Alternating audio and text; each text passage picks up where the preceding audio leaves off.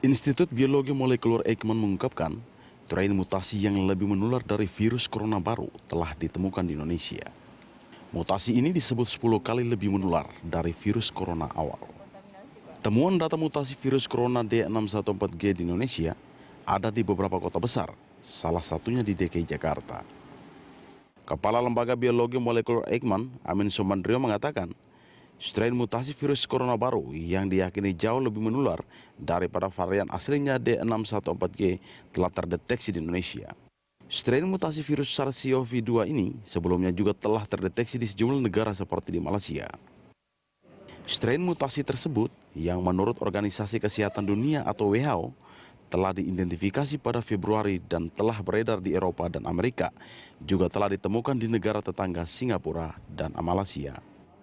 Sementara itu, hasil identifikasi strain baru ini akan disampaikan kepada Menteri Riset dan Teknologi Bambang Brojonegoro, kepada Menteri Kesehatan Terawan Agus Purtanto dalam waktu dekat. Pasalnya, hal itu berkaitan dengan upaya pengendalian COVID-19 secara keseluruhan di Indonesia. Di sisi lain, Indonesia terus melakukan kegiatan whole genome sequencing dari virus SARS-CoV-2 untuk mendapatkan lebih banyak informasi genetik tentang virus tersebut, sehingga bisa memahami karakteristik virus dan mutasi yang terjadi. Data urutan genom juga akan sangat berguna, terutama untuk melacak transmisi atau penyebaran virus, mengidentifikasi target untuk terapi dan vaksin, serta memprediksi ancaman pandemi berikutnya. Tim Liputan Berita 1.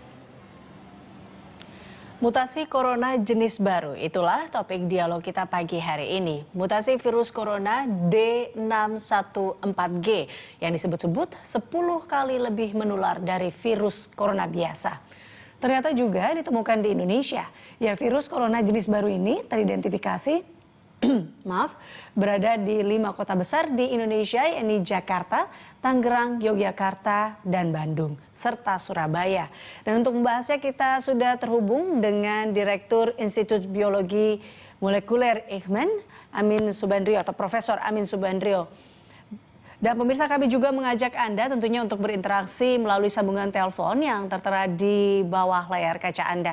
Selamat pagi Prof. Amin. Selamat pagi Mbak. Prof, ini kalau kita lihat terkait dengan penemuan atau mutasi virus corona D614G yang disebut-sebut 10 kali lebih menular dari virus corona biasa. Sebelum masuk ke situ, apa sih mungkin yang membedakan antara virus corona dari D614G ini dengan virus corona yang saat ini ada di Indonesia? Baik Mbak, jadi perbedaannya tentu kita mesti lihat persamaannya dulu. Jadi sebetulnya ini tetap sama seperti virus SARS coronavirus 2 yang beredar saat ini. Tetapi sejak bulan Januari dideteksi di salah satu virus itu, awalnya di Jerman ya, bulan Januari, itu terdapat mutasi atau perubahan genomnya dan mengakibatkan perubahan di urutan asam aminonya. Nah, itu ada di urutan 614, di mana D itu adalah simbol dari asam aspartat, itu diganti dengan G itu simbol dari glisin. Nah, dengan adanya perubahan itu, tentu terjadi juga perubahan struktur dan fungsi dari virus SARS-CoV-2 ini. Tapi sekali lagi ini tetap virus SARS-CoV-2. Nah, mutasi itu kemudian dilihat apa kaitannya dengan struktur dan fungsinya. Nah, salah satu yang muncul pada saat itu adalah diketahui varian ini, varian G ini, artinya yang dari D berubah menjadi G di posisi 614, ini ternyata ketika dia dites ya di laboratorium, waktu dia menginfeksi sel manusia, ternyata dia lebih cepat daripada varian-varian lain yang bukan varian G. Nah, ini yang kemudian menimbulkan semacam spekulasi bahwa ini kalau lihat dia lebih cepat masuknya ke dalam sel, maka mungkin juga akan meningkatkan penyebarannya. Oh, oke. Ya, tapi yang kita lihat, yang kita pastikan saat ini adalah meningkatnya infektivitas, artinya kemampuan dia untuk masuk ke dalam sel itu lebih cepat. Ada yang bilang 10 kali, ada yang bilang 20%, ya. Tapi intinya memang secara signifikan dia lebih cepat masuk ke dalam sel. Berarti bisa dikatakan benar bahwa memang virus ini atau virus D614G ini lebih cepat, baik itu dari penyebarannya maupun dari kecepatan infeksinya itu lebih cepat daripada SARS-CoV-2 ini. Bisa dikatakan seperti itu ya, Prof? Saya perlu koreksi sedikit, jadi agak berbeda antara kemampuan menginfeksi, artinya infectivity, dengan kemampuan menyebar. Oke. Ya, jadi yang menyebar itu memang tadinya diperkirakan demikian, karena dia lebih cepat menginfeksi, maka kemudian dia dikaitkan dengan fenomena super spreader itu. Ya, jadi satu orang menyebar lebih banyak orang. Tapi di satu kasus yang diamati, satu orang menyebarkan ke 45 orang, jadi memang dia super spreader. Tapi awalnya disangka itu akibat D614G ini. Tapi ternyata dari 45 orang yang terinfeksi itu hanya 5 atau 6 orang yang mengandung mutasi D614G ini. Jadi secara ilmiah belum terlalu kuat buktinya untuk menyatakan bahwa mutasi D614G ini meningkatkan penyebarannya. Oke, penyebarannya lebih cepat itu belum diteliti Belum lebih terbukti, jelas atau lebih teliti lebih ke depannya. Tapi terkait dengan mutasi ini sendiri sebenarnya, Prof. Sebenarnya apa saja sih mungkin hal atau faktor yang bisa menyebabkan virus ini bermutasi? Kita tahu bahwa SARS-CoV sendiri juga ini ya bisa dikatakan juga virus yang bermutasi sebenarnya. Ya, pada intinya virus ini adalah virus RNA namanya. Virus RNA itu lebih mudah bermutasi, dan dia memang secara acak ya, secara random dia bermutasi ketika dia melakukan replikasi. Setiap kali dia membuat kopi ya, salinan dari materi genetiknya, nah di situ ada kesempatan secara acak untuk melakukan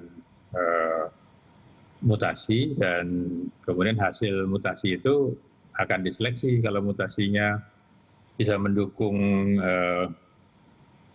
perbanyakan virus atau hidupnya virus lebih lanjut, maka dia akan selamat, akan survive.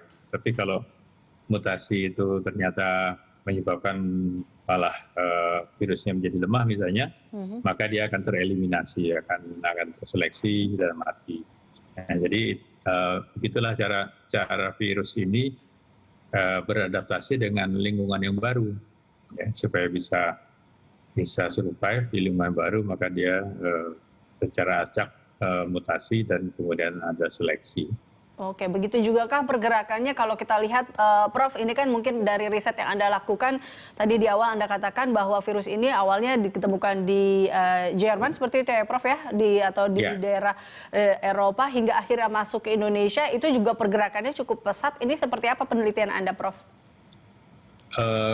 Kami mengamati sejak pertama ditemukan di Jerman, Januari, bulan berikutnya cuma satu nambahnya, artinya ada 2 kasus, satu di Jerman, satu di Brazil. Jadi kita lihat jaraknya jauh sekali kan, dari Jerman sampai Brazil itu kalau terbang itu sekitar 16 jam barangkali. Nah, menariknya dalam 1 bulan itu naiknya cuma 1 kasus ya, tetapi di bulan berikutnya, di bulan Maret, jumlah kasus di seluruh dunia itu yang terlaporkan memiliki D614G itu sudah mencapai 1.300. Dan terus meningkat ya, April naik 8.000, begitu seterusnya. Dan di bulan Maret pun ada satu publikasi memperlihatkan bahwa dalam waktu 1-2 minggu saja virus ini sudah menyebar dari yang tadi hanya terbatas di Eropa dan Afrika, Afrika Utara, itu sudah menyebar ke benua lain. Ya, jadi sangat cepat. Tapi kita harus ingat bahwa virus ini tidak terbang sendiri. Ya, itu. Dia pasti terbawa oleh manusia ya. Jadi tergantung dari pergerakan manusianya. Oke, jadi penyebarannya juga bisa dikatakan dari benua ke benua, bisa dibilang seperti itu juga dibawa berarti ya, Prof ya? Betul, itu dikaitkan dengan mobilitas manusia.